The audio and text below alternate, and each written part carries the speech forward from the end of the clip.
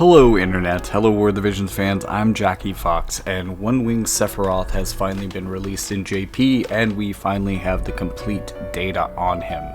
Now, I have heard from JP content creators that there have been some inaccuracies a lot more often lately, and this is brand new data, so, take it with a slight grain of salt, but most of this should be correct. It's really in the translations where it gets hairy. The numbers and a lot of known values, those are easy to translate, but it's some of the newer stuff that can be hard. First, let's talk about the TMR. So the TMR is giving some accuracy and some defense, some critical evade. It gives haste for 4 turns, so this is kind of a next-gen haste TMR.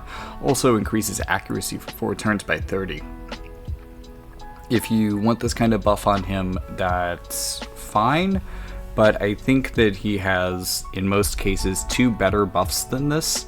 I feel like I always say this about units with their TMR, and newer units really probably want TMRs that they don't have to use the buff, and probably the most helpful thing, especially for a unit like this, would be a TMR that has a lot of agility. So you may even end up running bells on this character, and that's going to be a little bit more effective than usual because he has increased acquired AP of 30%, and he seems to work really well with AP restore strategies. He already has AP restore in his kit, but this could give him a second source of it, or you could just turn it off and let him deal with all of that extra agility, or use a more modern agility TMR that has a bit better stats than Bell's.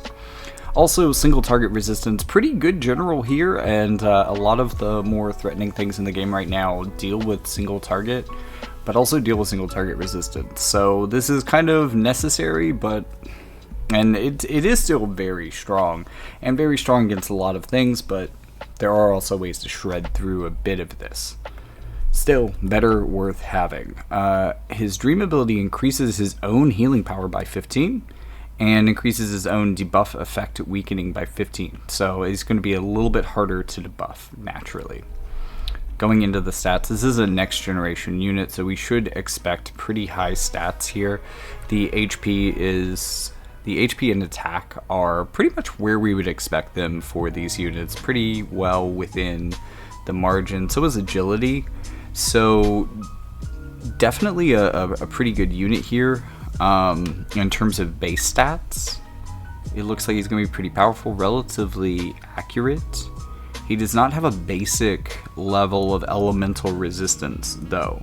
This is something that, Kadaj has, older Sephiroth has, and Kadaj is really like a new copy of old Sephiroth in a lot of ways, and this is Sephiroth 2.0, who's going away from elemental resistance, at least base, although there are strategies that boost this, and we'll talk more about that.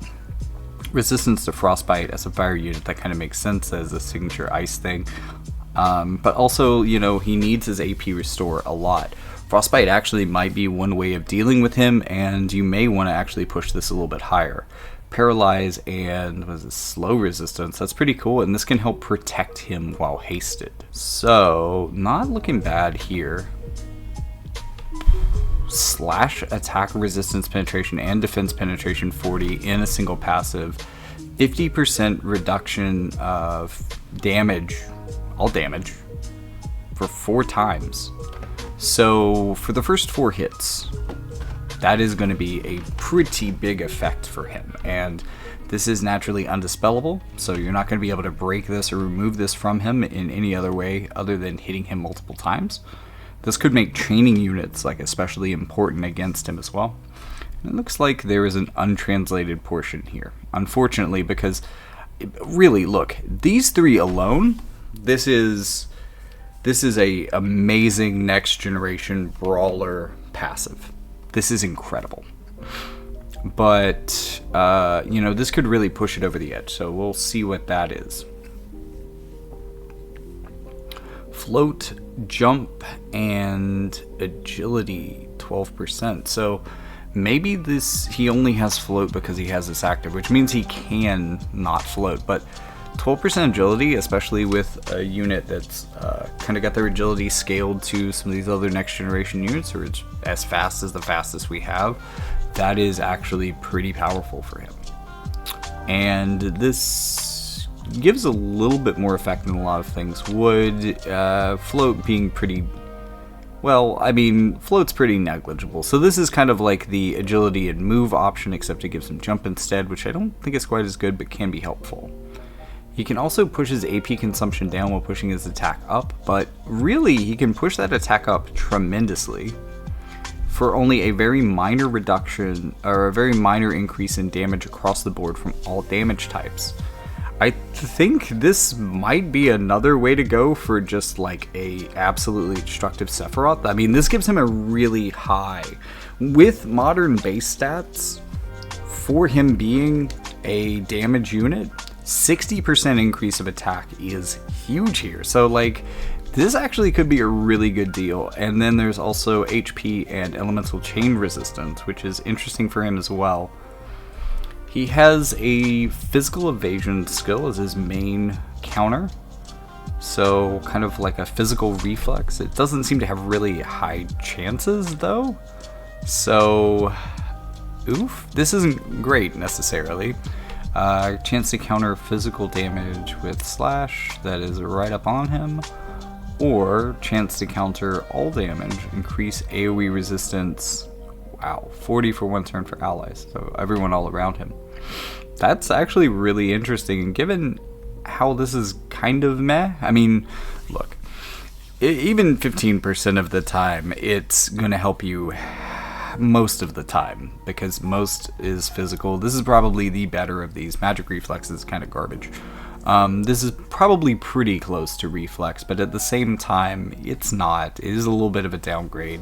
So I think it's really interesting, maybe between one of these two, because I think this one's just absolute garbage. This is just bad. And then there are some, let's see. So, basic attack that absorbs HP for himself with that healing power up, and maybe if you boost that some more, he can gain a good bit of heal. He gets a new counter skill. This is one of the really interesting things for him. I think this could carry a lot of damage for him. So it has a really good range on it. It also, this is going to hit things, or respond to things, very good range from him. Slash and strike are two pretty effective damage types, but this also leaves some openings for other units to be able to come in and completely avoid this. And it's just kind of a follow-up. This isn't what I initially thought it was, but yeah, I mean, it's Scintilla. They put Scintilla on my boy again. So he gets Scintilla, 4-turn Scintilla, it's a 3-turn. Debuff weakening effect, another 30%, so it's going to go up to 45 total. Critical evasion, additionally, and reaction block rate of 100% for 4 turns. So turning off everyone's reactions as well. So this is going to do a number of things for him in addition to just adding a counter skill.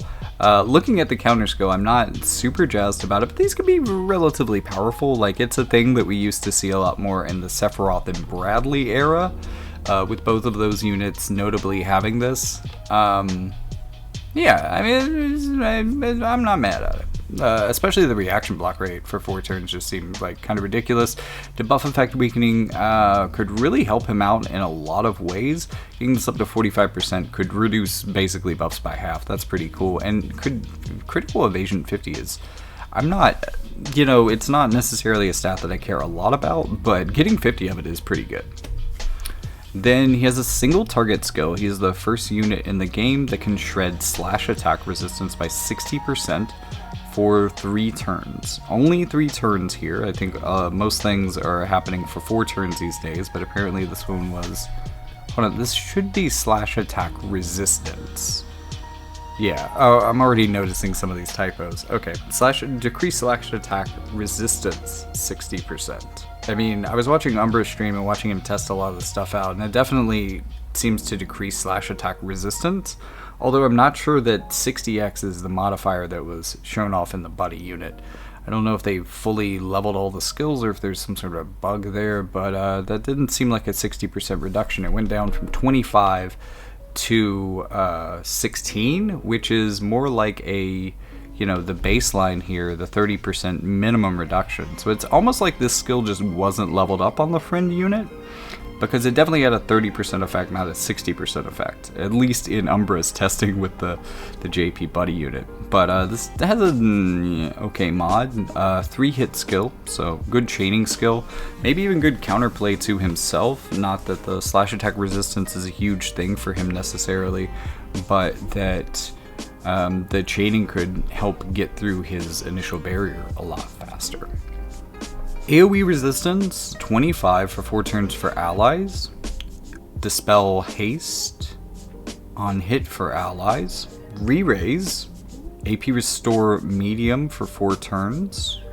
Dispel all buffs on hit for self. Also dispel haste. Wait, well I guess this is for self where the other was for allies, whatever. Dispel haste if target has one or more of the following effects. Oh, re-raise, auto-restore, physical damage up, magic damage up for 4 turns. A lot of units are having auto-restore now. This has been a thing that's been happening for a while. It makes, just the prevalence of this kind of makes Veritas of the Winds TMR, like, this might be a way of cutting him off here. And he definitely has ways of dispelling that as well, so he kind of counters himself in a way. And then he also increases all elemental resistance for self by 20, as long as he has re-raise or auto-restore. So he becomes incredibly elementally resistant, also gets a lot of AoE resistance. This complements his natural single target resistance and whatever you put on him to make him generally pretty durable, in addition to that 4-hit 50% all damage barrier. So very resilient, and also looking like he can potentially do a lot of damage, but that's not all. He can remove the AoE, the new AoE resistance type skill, and he can also increase his defense penetration by 40. So even just with his natural buff, this would get him up to 80%. With maybe equipment, you could get him up to 100% pretty easily to make it so that the skill could just turn on 100% defense penetration. Big AoE on this skill as well, 200% mod, so this is going to hit quite often, but also it gets upgraded to also remove courage. Wow. And also finally absorb 50% of the damage done. So this is a big deal. This is like half in a lot of ways of his previous limit burst, in that it removes courage from everyone. And keep in mind that, so he has a huge way of dealing with courage. Repeatable as well. There are 3 casts to this skill. So 3 chances to wipe courage off of your team and wipe that smug look off your face. 200% modifier here. And then there is this is like a, whatchamacallit, this is like an energy buster type AoE pattern, where it's just a box of 9 spaces in front of you, directly in front of you, in any of the 4 directions. Not great range, and also this is kind of the problem with the range on this one. It's directly in front of him. You can only hit things right in front of him with these skills.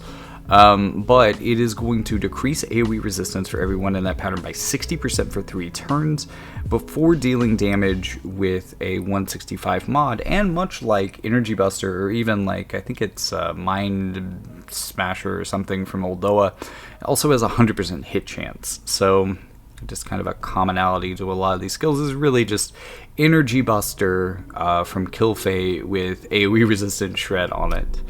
And that's honestly pretty good, pretty awesome. Chance to inflict Berserk in a small AoE pattern, good way to deal with mages. Also 40% HP restore for self, given that he has so many ways to increase his resistances, at least initially. 40% HP restore could be a big deal for him.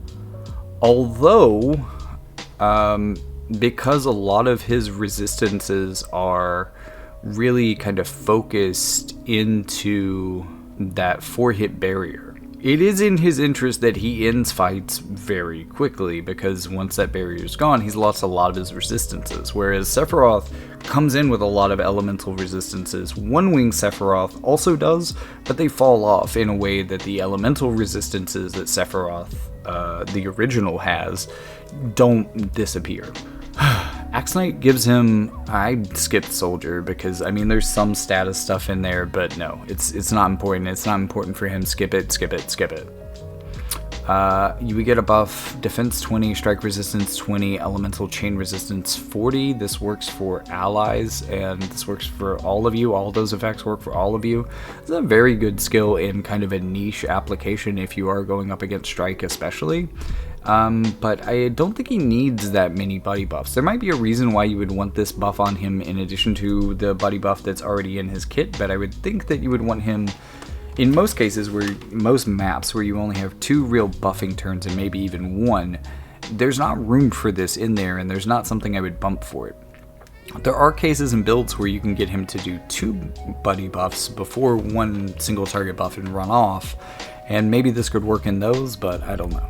20% HP restore and kind of an Asuna effect for self. That could be interesting for getting him out of some tough situations. This also might, even though the HP restore is lower, be maybe preferable in certain scenarios. Again, I think Frostbite could be really bad for him, even though he has some resistance to it and is good into the element that causes it.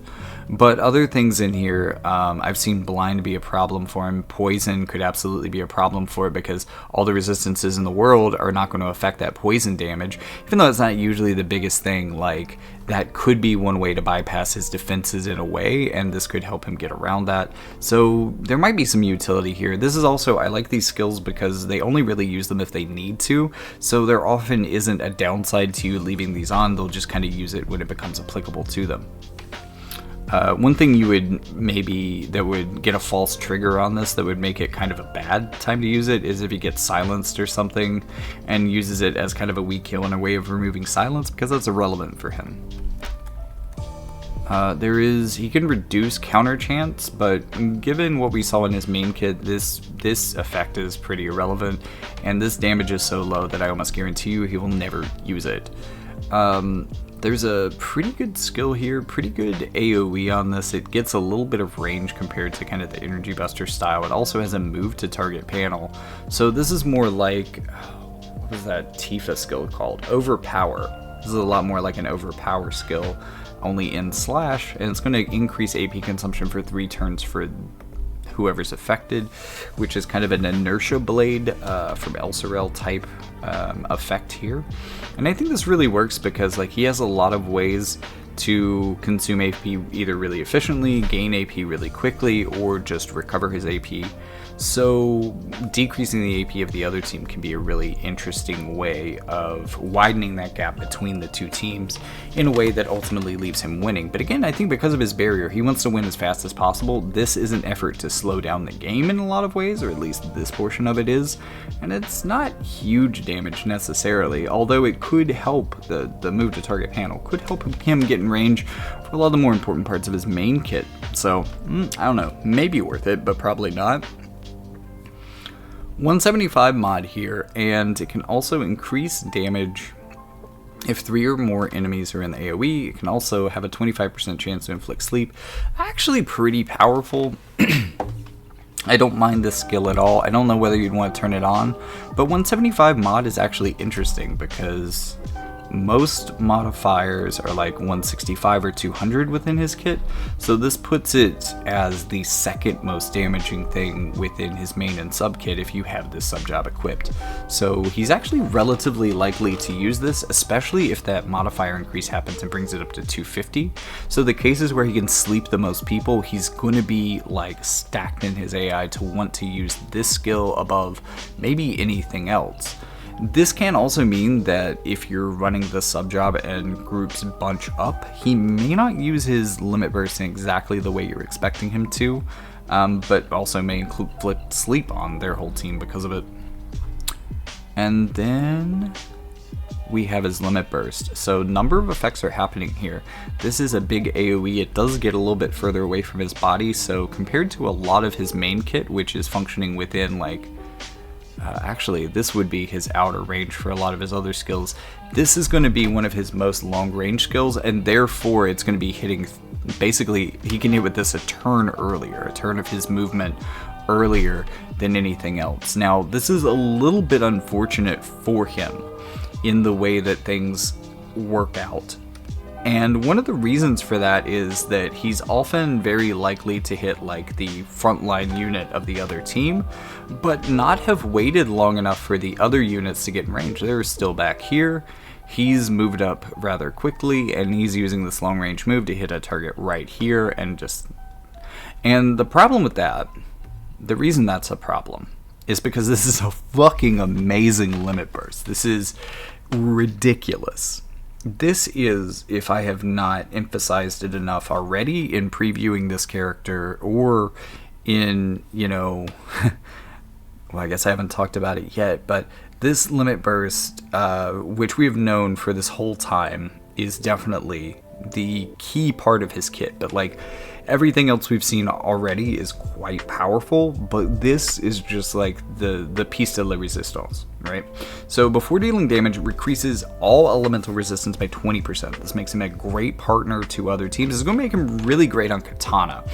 This is going to make him like the Oberon of the Katana scene. And I know Oberon's not like the best or most relevant unit, but if you have a 140 Oberon and you have a completely rainbow team, he can actually break elemental resistances for everyone on the team. Maybe that's not the best way to go about it. Maybe you still don't want to use Oberon, but it's cool to see all elemental resistance because this makes him higher synergy with job teams necessarily than it does with his own team. Although, I mean, even a fire team could benefit from that. It's just that when you are only breaking fire resistance, you tend to get more like a 38% decrease instead of 20. So this is a little bit conservative in that respect.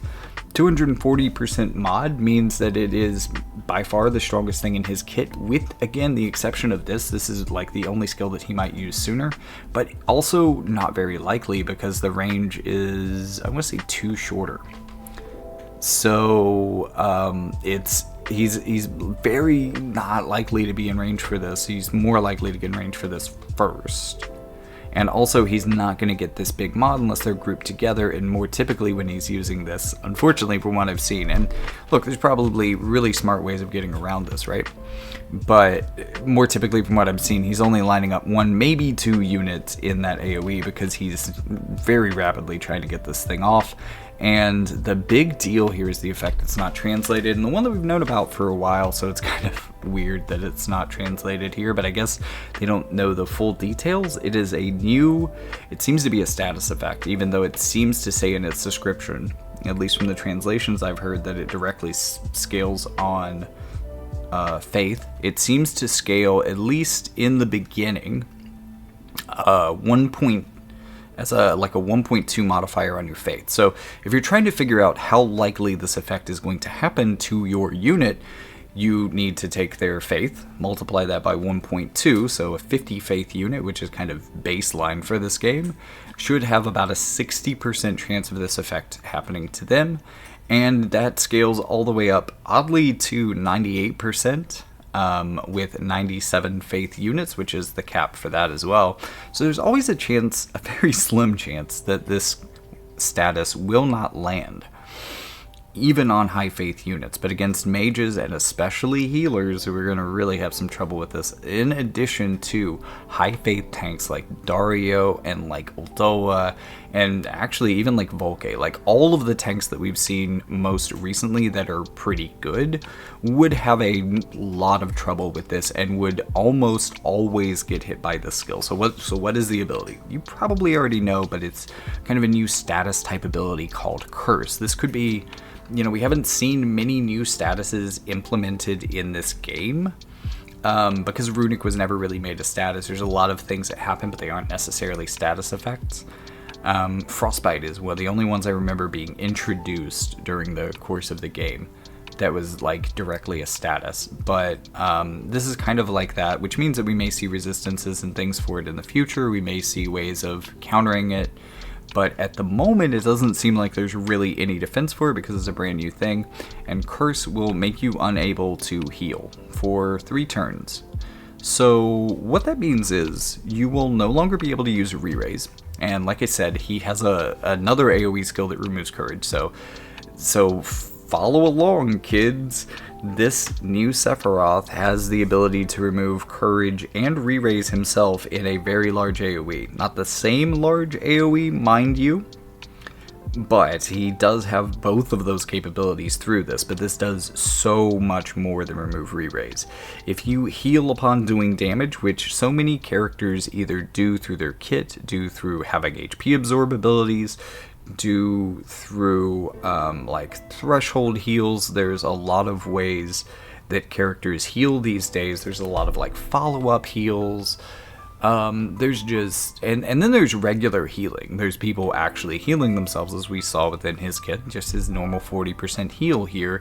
Even he has, he also has an HP drain skill.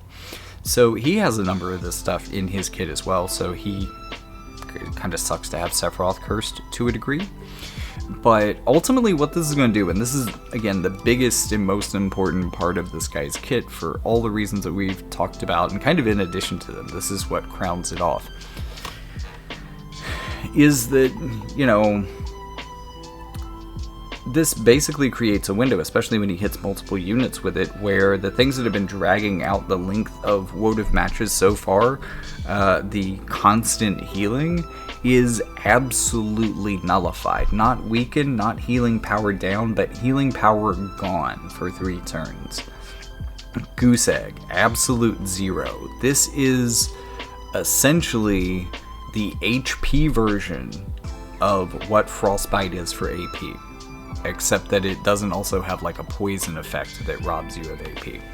But it does make you incapable of regenerating AP. I think you can still like get acquired AP maybe, but not like Bell's effects. I don't know. I don't 100% know how Frostbite works.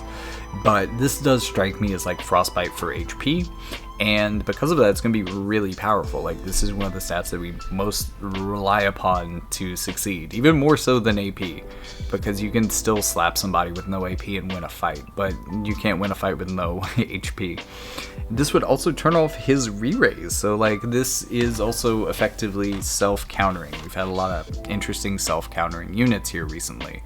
Also to that effect of being self-countering, he does not have any way of removing barriers, any type of barriers, but inversely, he also has a barrier that cannot be dispelled. I'm not sure if that means it can't be but is broken different than dispelled? Like, technically speaking, legalese in this game, I think, because most things you get through passives, like, you wouldn't be able to dispel these buffs, right? Because they're passive. And this should work about the same way. Now, let me look back at the stats again. Because I made sure to watch through all of Umbra's stream. Oh man, that was long. To like actually get to see this guy in action and see what the upsides and downsides were. And Umbra's conclusion was ultimately that the stats were not necessarily keeping up with like newer units. Even though like overall he is known to have like the same kind of boosted stats. But looking at it here, it does look like he does. Like, here's what I think's happening. 25%? Let's test.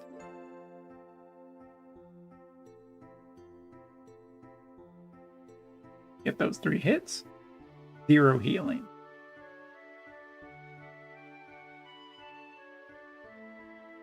Now if we go over and check it out, down to 16%. So yeah, pretty much what I would expect for it. Because and Umbra was suspecting that there was a bug throughout his stuff, and I think there actually is. I think your friend unit is bugged on that side. Like, I don't know if they're supposed to level all the skills to 100 or full, but like I can show you. Look at the numbers, man. 25 reduced to 16 is around a 30% reduction. That's 60% reduction. That shred was level 1, not level 20. And I don't know if this is normal for friend units, but it feels like it would be a massive handicap for friend units. They would just be absolute trash. And maybe that's affecting his other stats because they honestly should be a bit higher than this. Although I will also say that with watching his Sephiroth footage, even with his 140 Sephiroth in Arena, he was having a lot of trouble. It wasn't just like an easy win for him. I don't think that this means, and I don't want anyone to like take me as saying or take that video as proof that he's bad. I think that running in with Joom and Ashen Mont, while it's like the play of I have the best units in the game, so what are you going to do about that? They're also really, really assorted.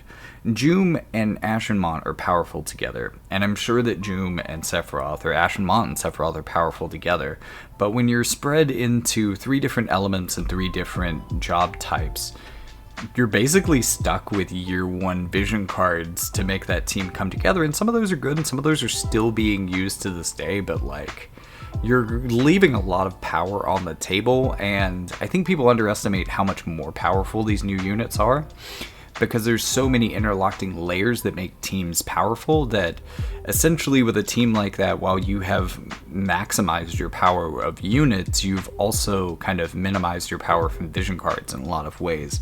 But I think he's going to be really powerful on Katana teams, and I think that maybe that would boost his stats enough that some of these things shouldn't be an issue, because, you know, if I'm not mistaken, this is potentially, I think this is faster than Joom by 1.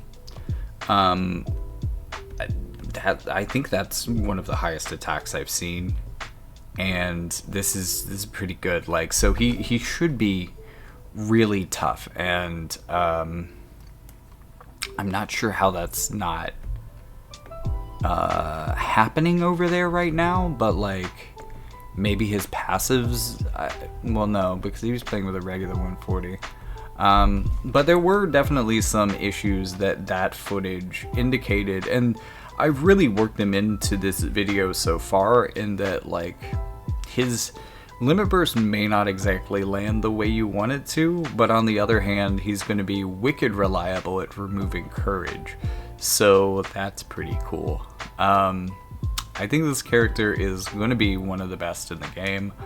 I'm thinking though that there are, and let me go back to his kit for this. While there are definitely some over-the-top portions of his kit, there are also places that are incredibly moderate. I don't think his counters are particularly amazing. I don't think that, like, the baseline for these type of shred skills, while they are powerful, and while this is new and first of its kind, and it is also a 3-hit skill, which is maybe why it's balanced the way it's balanced, it is only against a single target. It is not one of these pick 2 skills.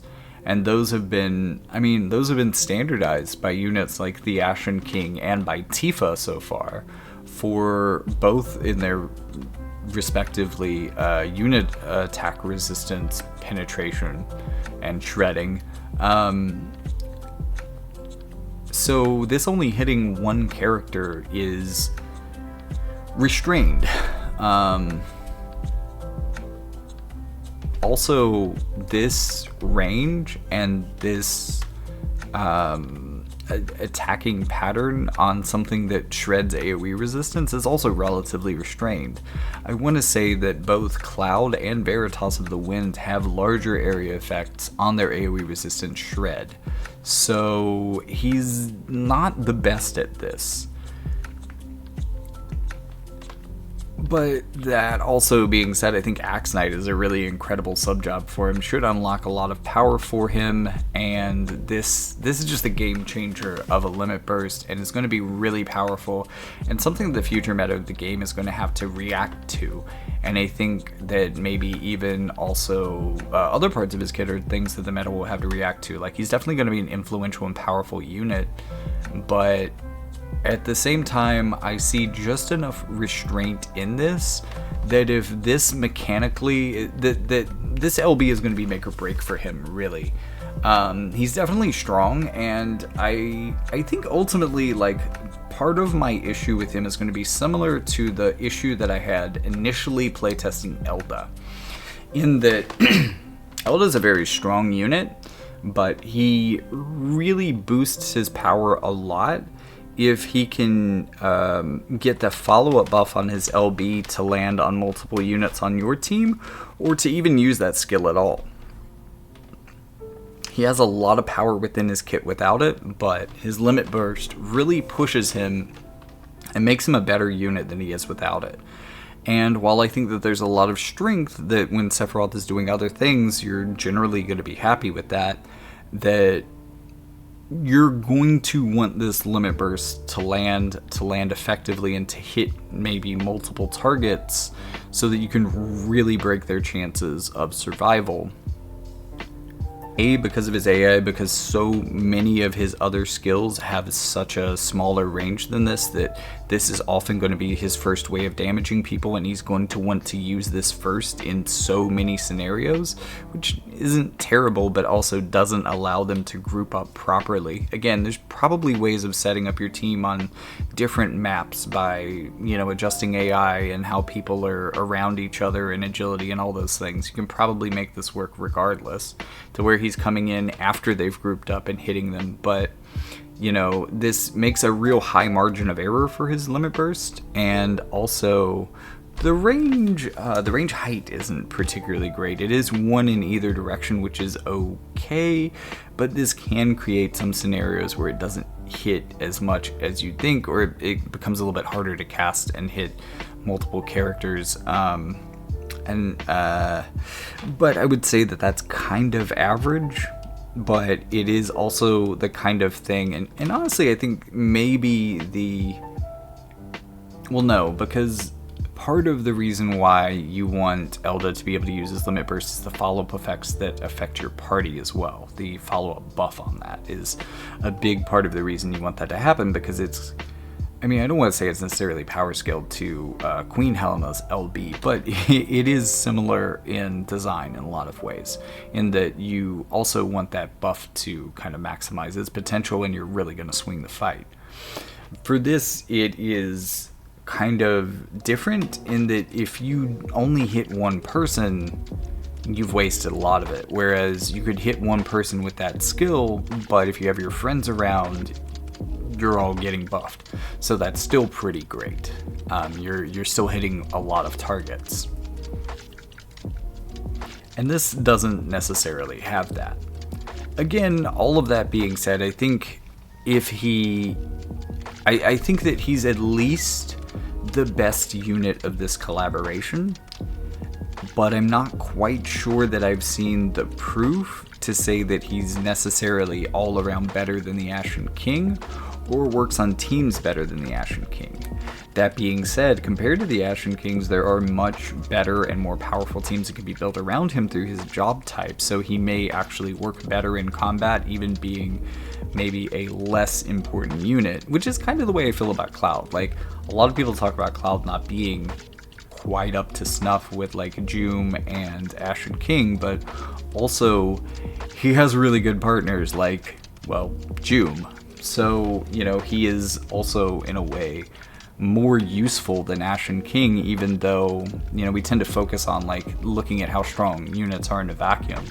And I think that this guy has a lot of people that he can work with and a lot of ways that he can work. It is a little bit, I think, of a disadvantage for him to be in fire, which has, in my opinion, historically not been the greatest.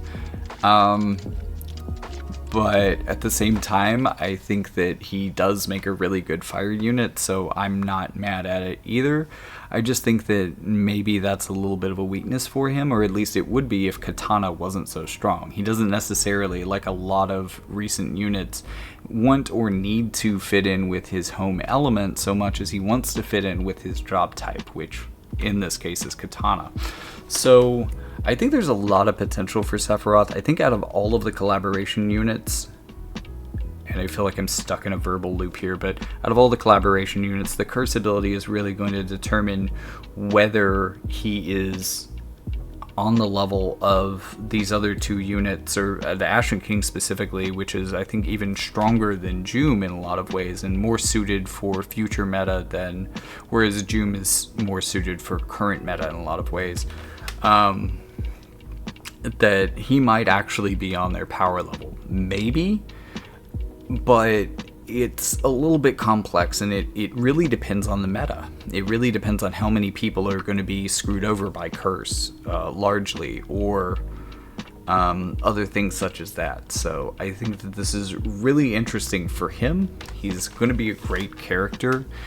Maybe not the strongest in the game, but also I think he probably has more mechanical potential than any other character we've seen from this collaboration. If you want pure power, then there is probably only one character that you would want out of this. Otherwise, you're probably best to go all in on Ashen King. But if there is anyone that, you know, feelings about Cloud or Tifa or sentimentality aside, you just wanted the thing that was going to be the best, I think this guy has the best chances of being that, even though there are definitely some deficiencies within his kit that make him imperfect. That being said, nothing in this game ever has been released as perfect, but I think this guy's probably pretty close. Like, everything that made Sephiroth an amazing unit for probably longer than most other units. I mean, he's still one of the top in guild battle in global now, and he hasn't even had like the latest upgrades, which hopefully he gets sometime around this. Like, it would be cool to see him get a limit burst upgrade and try to compete with some of these things. Please don't give him Curse 2, that would just be horrible. But it is also interesting to think, like, in addition to ways of resisting this could be the first of many units that have curse type effects.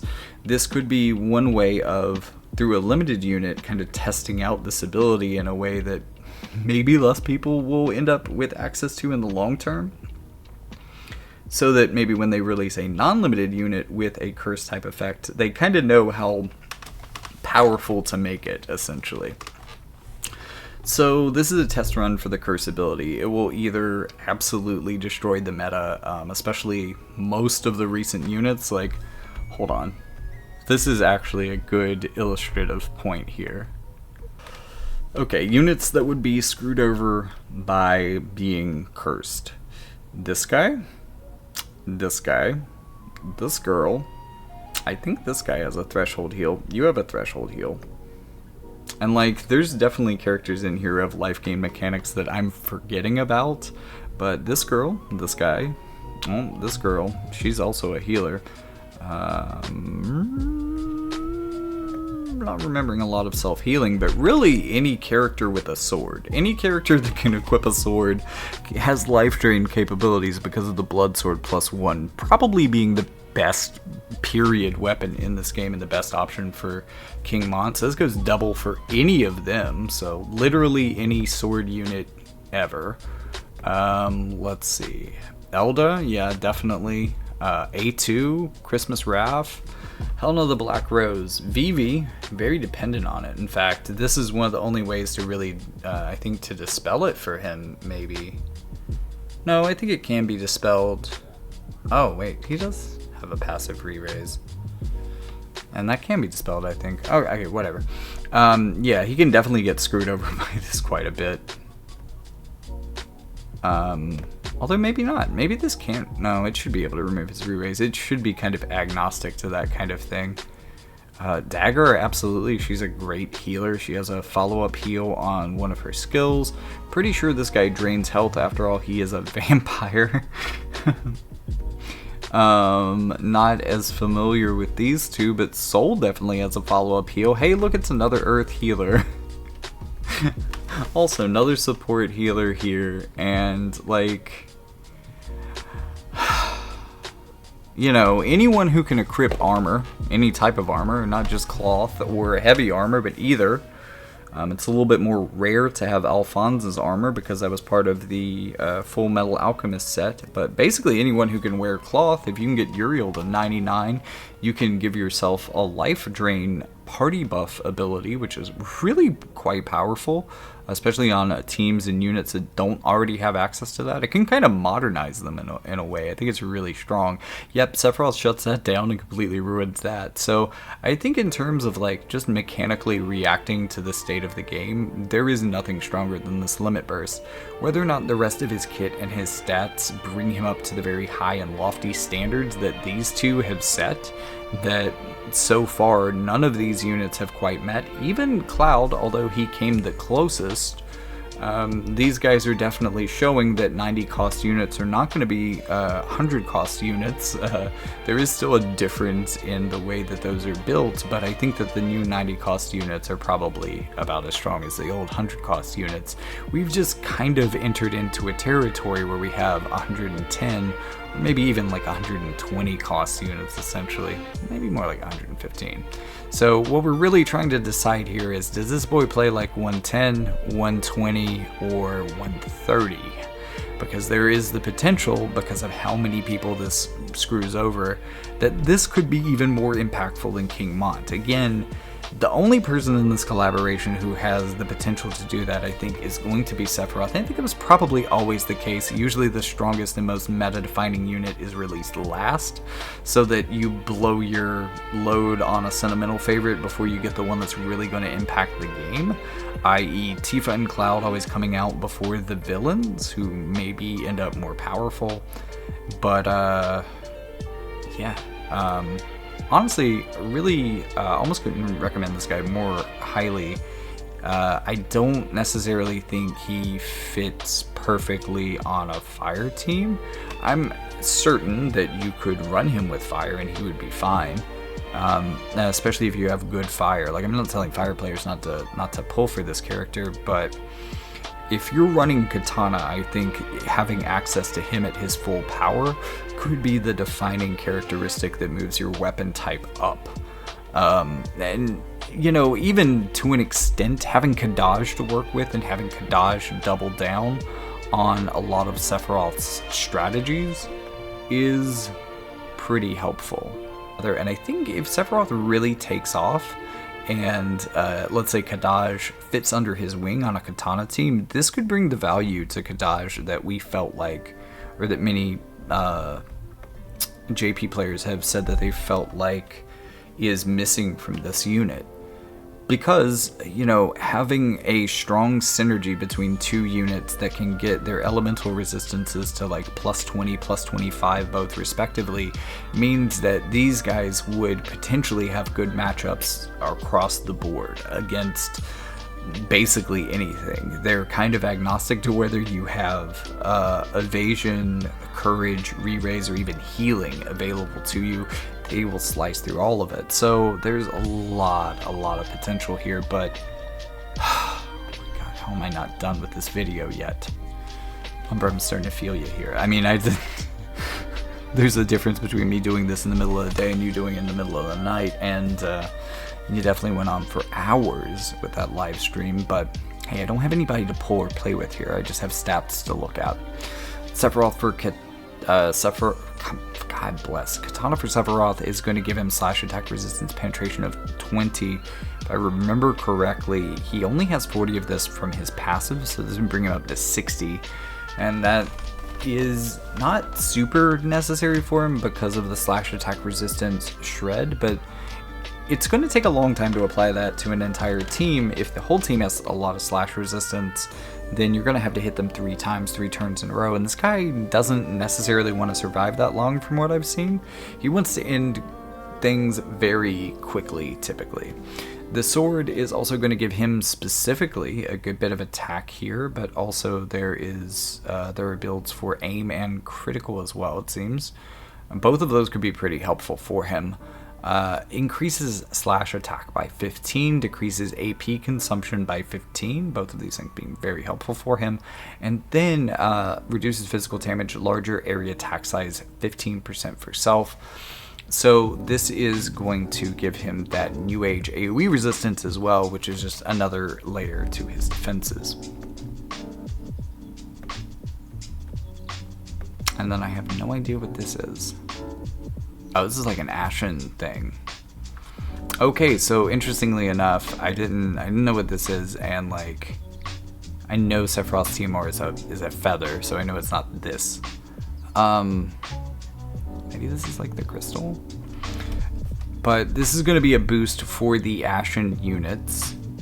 And the Ashen unit boost is going to be human resistance 10% for self when HP above 70, and a human killer 10 for self. So we have resistance to everyone and increased damage against everyone. It's a pretty powerful passive effect for them specifically, but also is going to increase chain resistance 25. Now, I want to say that's weapon type chaining. We've never seen this before in the game. It would be interesting because there already is an elemental chain mechanic that this would stop the other side of the chaining mechanic, which can often be a lot more easy to pull off with job-based teams. This would be a little bit more modernized and maybe more relevant to some of the best teams in the game to be able to run just general chain resistance against them. But if this also applies to elemental chains as well, holy crap, this is a pretty strong effect, like, because it's going to reduce the damage from 2 different directions on elemental chaining attacks, and that's going to be quite interesting. So this could be a really powerful accessory. Defense is one of the higher builds here. AP and HP seem about the same. HP goes up to 313, that could be okay. And then there's a more balanced build. But these stats, really none of these stats are worth talking about. 14 defense, I guess, is okay. 313 HP could be okay. HP is pretty important right now, but it's really these passives. These passives are huge. And also this chain resistance portion, this could be pretty cool as well. And it looks like basically anyone can equip it and use that. So if that ends up being a really cool mechanic, that could be a pretty cool thing for a lot of people to have. And I'm assuming this is coming with like a final installment EX thing, or maybe final chapter dealy for the another story. So once it's all said and done, and around the time we receive Sephiroth, we should also be getting this, which is going to be a boost for the Ashen King. So cool to keep in mind for you. And with all that being said, I've pretty much covered the entirety of the new JP update and tried to give you like as much nuance as is possible. I watched a lot of content leading up to these the data being released, looked at, even got to see the character in action before the data was up, which isn't always something that I do, and really was informative to something that I should have noticed just looking through this, about just how much more range his LB has than the rest of his kit. But well, I'm just glad to be done. So thank you all for watching. If you are still watching at this point, blessings upon you. Leave a like, a subscription, a comment, all that stuff. I think I've deserved it at this point, and boy, I am feeling pretty winded. I'm just gonna need to like go get some fresh air after this. Holy crap. This is what it feels like to be a streamer. Anyways, like and subscribe, leave a comment, tell me what you think. Are you planning to pull Sephiroth? You going for the Ashen King instead? Which one do you think is going to be better? Tell me what you think about the idea of Curse. Also, theorycraft about how Curse and Curse resistance might be used and applied in the future. And with all of that being said, oh yeah, one thing I included in my YouTube post, which actually I should show you that, because a lot of the basic info, I'm going to have to change some of this because I got some of it wrong now that I see the data. One of the things in here that I noticed, we will probably at some point, since we've got unit AoE, defense, and now slash attack resistant shred, the most likely one to see next is Spirit Shred. So I'm looking forward to a magic DPS coming. But they also may be able to break magic resistance as well, because it seems like, you know, units like Sephiroth are able to do 2 of these things, and I think Cloud also was, so defense and AoE perhaps. So it would be interesting to see that, but it also might be even more interesting to have that unit break something like Spear or Strike. Magic Strike. Anybody? Please give us a Magic Strike unit. For fuck's sake, I want a Magic Strike unit. But also maybe Spear. Any of those off damage types could be really interesting too, and that could be like a really big boon for, you know, just a magical strike DPS that could break strike, that could shred strike resistance. As we are finally starting to see a little bit of a meta that's a little bit more catered to dealing with strike, then, you know, maybe it's time. Anyways, those are just some thoughts. And with all that being said, there is a link in the description. I write books, and you should check them out. There are a couple cool entries into my written work, depending on where you want to go. Dark Memories or Athena's Chosen. I kind of like Athena's Chosen better because it gets rid of a little bit of the artifice of the series, and it's more entertaining read for me. But Dark Memories will help you understand a bit more of like the overall context of the world and why things are happening in exactly the way that they're happening. But also, if you're looking for more realistic fiction instead of more of like a video game fantasy type of thing, which might be suitable for viewers of this channel, there's also kind of a more gritty, realistic fiction based in America during the pandemic or post-pandemic modern times, the rise of AI and the rise of our data not being fucking safe anywhere. But never fear, our heroes are here to fight for our data privacy and data freedom.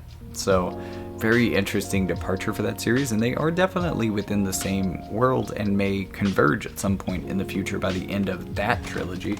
We're in the third book for that now, and I talk about all of these things in a future upcoming video. Be sure to check that out when it comes out for an overview, hopefully more or less spoiler free, of the whole series, where you should get started, and help you understand which ones maybe are more your style, as there is kind of a variety of genres represented.